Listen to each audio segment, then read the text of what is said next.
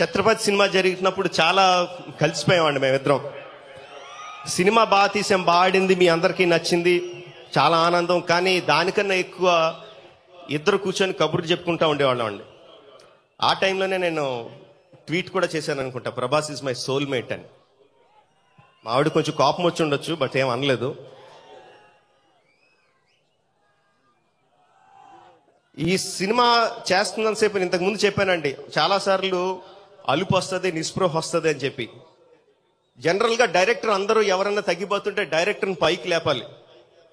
లేదు మనం చాలా గొప్ప సినిమా చేస్తున్నాం, మనం బ్రహ్మాండంగా చేస్తున్నాం, సూపర్ హిట్ తీస్తున్నాం అని చెప్పి డైరెక్ట్ చెప్పాలండి. బట్ ఆ డైరెక్టర్ నిలబెట్టింది అంటే ఈ సినిమాకి, బాహుబలి సినిమాకి డైరెక్టర్ని నువ్వు చాలా గొప్ప సినిమా తీస్తున్నావు, అద్భుతమైన సినిమా తీస్తున్నావు అని నన్ను వెన్ను తట్టి నా పక్కన నిలబడి నాకు ఎనర్జీని ఇచ్చింది ప్రభాస్.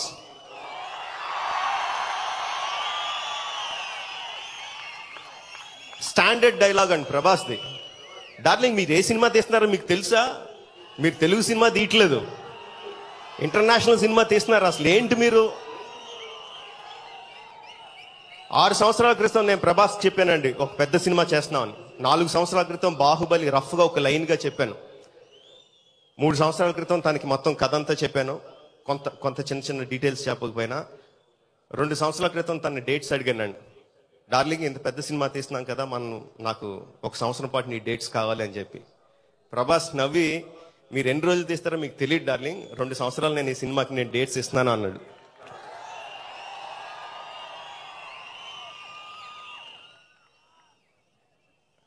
రెండు సంవత్సరాల్లో ఏ రోజు కూడా ఇదేంటి ఇన్ని రోజులు తీస్తున్నారు, ఇలా అయితే నా డేట్స్ ఎలాగా, నా నెక్స్ట్ సినిమా ఎలాగా, ఇది ఎలాగా అని ప్రొడ్యూసర్స్ కానీ నన్ను కానీ ఏ టెన్షన్ పెట్టకుండా షెడ్యూల్. ఇన్ఫాక్ట్ మేము 20 రోజులు తీస్తే 20 రోజులు మీకు ఇది అవ్వదు డార్లింగ్, 4 రోజులు ఏంటి, ఎందుకు కంగారు, మనం తీసి సినిమా ఏంటి బాహుబలి ఇంటర్నేషనల్ లెవెల్ సినిమా అని చెప్పి మాకు ప్రతిసారి మాకు ఎనర్జీ బూస్ట్ ఇచ్చిన ప్రభాస్.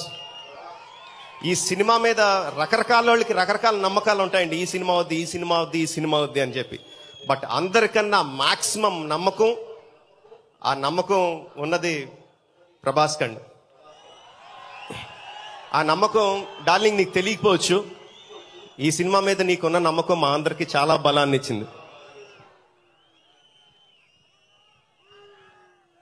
చాలా కష్టపెట్టానండి ప్రభాస్ని. ఈ సినిమా షూటింగ్ టైంలో చాలా కష్టపెట్టాం. అంటే ఆ రోప్స్ కానీ ఆ వర్క్ కానీ, అంతమంది జనాల మధ్యన ఆ కత్తులు గుర్రాలు వేసుకొని వెళ్ళడం కానీ, it's very very difficult work. But అవన్నీ ఏ కంప్లైంట్ లేకుండా చేసిన ప్రభాస్కి I'm very very thankful. And Prabhas గురించి చెప్పడం మొదలు పెడితే ఆగదండి, ప్రభాస్ని మాట్లాడమందాం ఇంకా.